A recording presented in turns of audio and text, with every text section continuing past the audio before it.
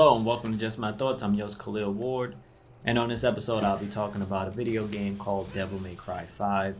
It was suggested to me that I should review more video games, and I want to review more video games, but I don't always get to play the game when it first comes out. I don't get to run through the game and just give my thoughts on everything. So, Devil May Cry, it came out not too long ago, but I just been playing it recently. I beat it twice, so I just thought I'd talk about it, and maybe I'll do a few more videos like this in the future for some upcoming games or even just old games. Just giving my thoughts on games. I guess no matter what when they came out, just when I'm playing or what I played in the past.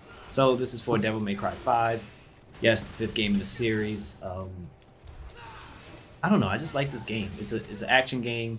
Follows this devil hunter named Dante. Demons and stuff come out, and he usually hunts them down, take them out.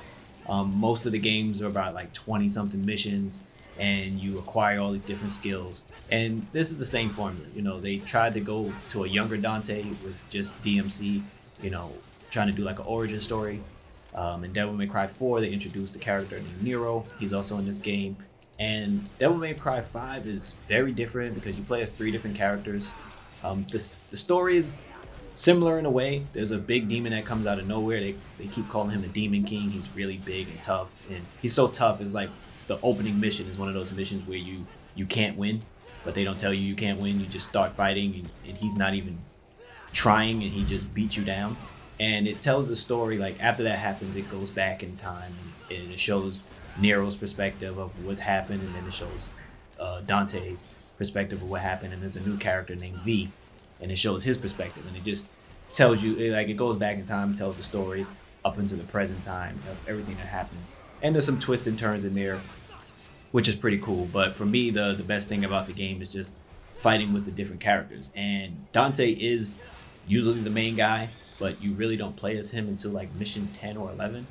You start out as Nero, and I applaud this game because the characters feel different. A lot of games can give you a bunch of different characters, but everybody plays similar. But this game, they feel a little different. The main objective in battle is to get your combo meter high. So it's like a stylized thing. You get graded, starts out at a D, goes all the way up to like a triple S, and you want to get a triple S. The better your combo, the more red orbs you get, which is the currency you use to upgrade your weapons, which gives you like more skills and attacks. You can also buy all these different types of orbs to give you more energy and more health. So kill stuff and make it look cool. You can also taunt, that also boosts your combo meter. But Nero, you start out as him. He's a little cocky, arrogant kid. He's not as cool as Dante, but he has this sword that it has like a engine on it, so you can rev it up. And when you rev it up, it gets stronger. So fighting with him is more timing based. If you time the combo right, when you hit the enemy and you rev up, you can rev up to the highest level, which then deals more damage. He also has a gun, just like Dante. You can hold it and it gets stronger, but it's not the primary attack. But his special skill is he lost the arm, so one of the side characters, they create all these devil breakers for him, and they just different types of arms that have different abilities. One makes your sword and gun stronger, but it's hard to control. Another one shoots like a rocket. Another one slows down time. Another one, if you press it enough, it starts moving around like a whip, and you can use that to boost your combo. There is a risk reward in using it. If you use it and you get hit by an enemy, they break. And then you can equip like 4 or 5. So if one breaks, the next one just equips. They're laying around when you're running around, so you can always pick one up.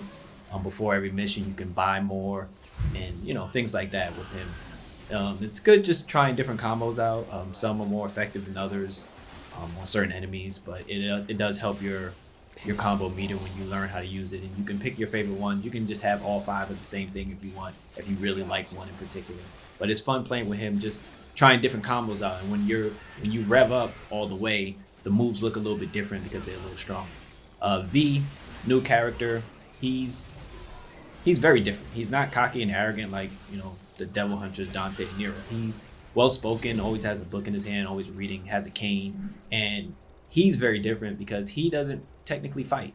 He uses three allies.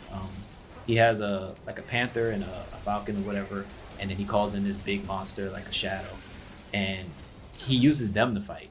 You can still use the same button mechanics in terms of fighting, but V only deals the final blow.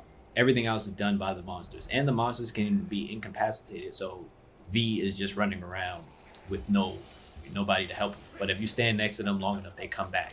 So it's cool playing with him as well. And I thought it'd be difficult playing with him, but it seemed like playing with him, I was able to get more like triple S combos because you can you can infuse like your devil meter into the creatures, makes them stronger. It's a lot of fun. It's different playing as him, compared to the other guys. And then you have Dante.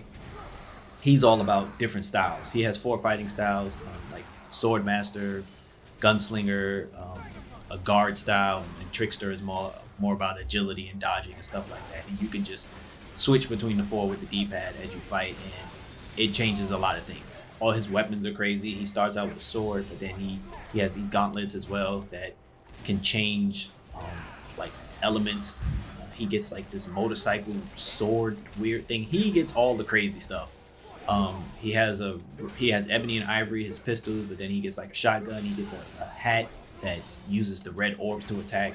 So Dante is, I would say, more complex than the other two, but he had these abilities in like Devil May Cry 4. So if you played that, you should be used to it.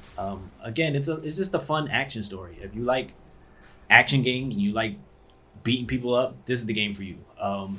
It's a lot of fun. The side characters are okay. There are a lot of cutscenes, but it's a beautiful game. It looks really good.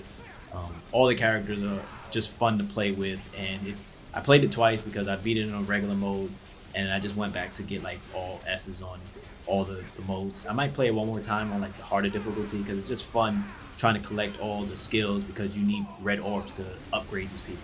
And I know you see that mosquito in this video. I can't stand them. They're just everywhere. He's right there again. But this is my review for Devil May Cry 5. If you played it, let me know. What's your favorite Devil May Cry? I remember in college we used to play Devil May Cry a lot, me and my roommate. So I really enjoyed the series, and it's just one of those action games you just play and you have a good time with. And it takes probably like, I don't know, 15, 20 hours. It's like 20 something missions. And there are secret missions, throughout the game that you can find. And they have like a bloody palace mode where you go and you fight like a bunch of enemies at different rounds, just so you can just practice your skills and everything like that. So Devil May Cry 5, let me know what you think. Thank you for listening, and leave me feedback on these video game reviews. Do you want more of them? Deuces.